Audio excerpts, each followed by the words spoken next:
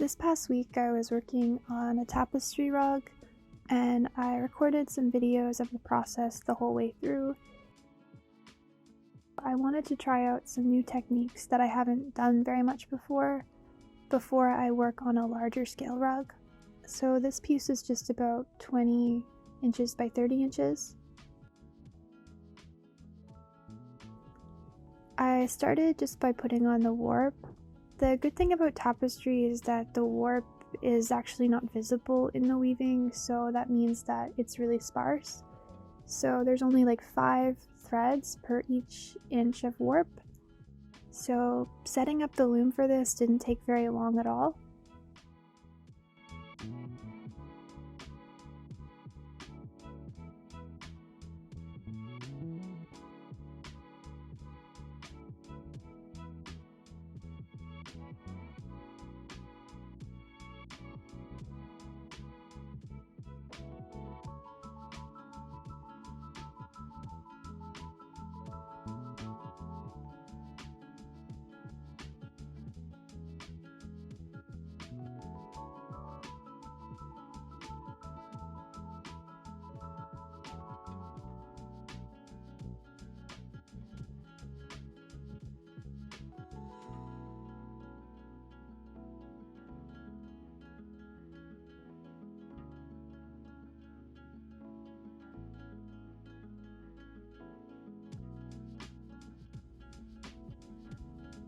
The weaving for this rug probably took about 4 days.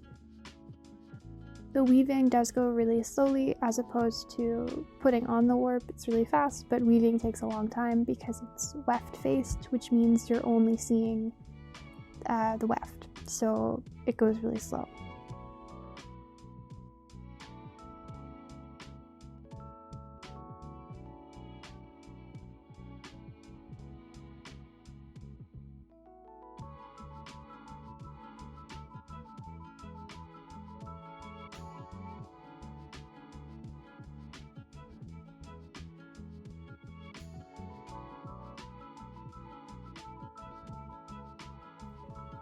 After I was done threading the heddles and slitting the reed, I tied onto the apron front and wove a bit of header, and then I was ready to start.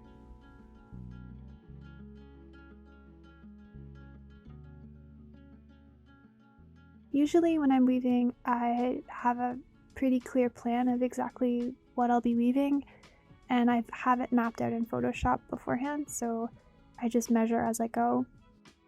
But for this, I didn't have a plan. So I was just working and kind of making decisions as I went and stepping back from the loom and trying to figure out what would look best. Again, because it's a sample, I just kind of wanted to try out different things.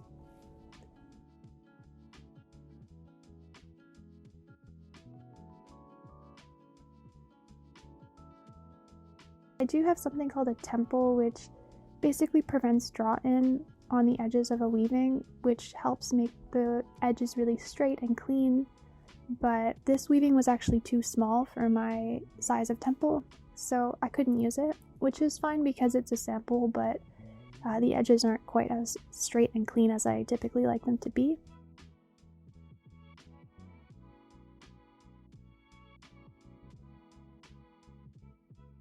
Once I took it off the loom, I decided to finish the edge just with a simple knot. I am not entirely sure what this knot is called. I think it might be called the half Damascus edge. And then I did some fringe twisting. Sometimes I don't want to do fringe twisting for a rug because it is pretty annoying when you're trying to clean the rug. Like if you're trying to vacuum, the fringe gets like sucked into the vacuum and it's pretty annoying. But because this is a sample, I figured it'd be okay, and I really like the way it looks. And it's also really fun to use a fringe twister. After that I did dampen the fringe a little bit just to get it to lie flat because it was pretty bouncy and it looked a bit messy, so I just dampened it with a bit of water and it was able to flatten out a bit. And then I ironed the entire rug with a lot of steam to get it kind of damp so that it would lie a bit flat, and then I let it just sit overnight.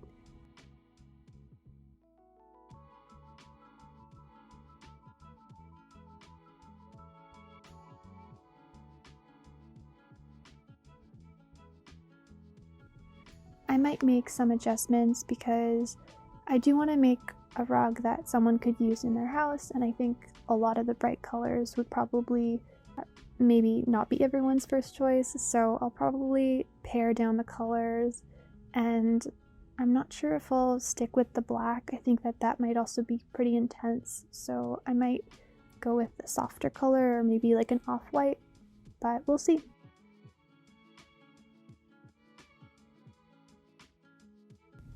So now that I have this done, I'll probably start on the bigger scale project in the next coming days, once I think about what kind of color palette I want.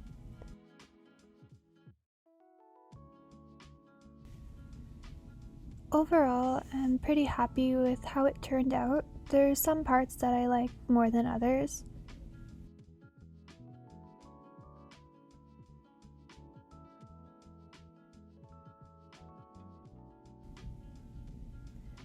So here it is finished. So I'm excited to start my next project.